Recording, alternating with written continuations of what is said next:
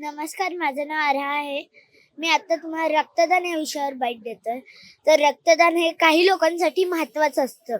ज्यांचा अपघात झाला आहे किंवा ते जन्मापासून अपंग आहेत, त्यांच्यासाठी रक्तदान गरजेचं असतं.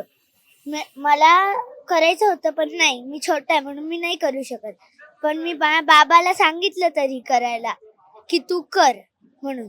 आणि प्रभातने हे इकडे म्हणजे गरजू लोकांसाठी रक्त ज्यांना हवंय त्यांच्यासाठी हे मांडलंय अख्खं.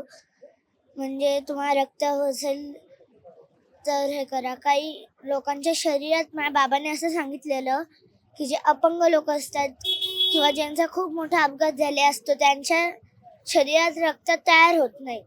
म्हणून हे गरजेचं असतं त्या लोकांसाठी. आणि ऑलरेडी मला हे माहिती आहे लहानपणापासून, की ओ पॉझिटिव्हचं रक्त कोणत्याही गटाला चालतं.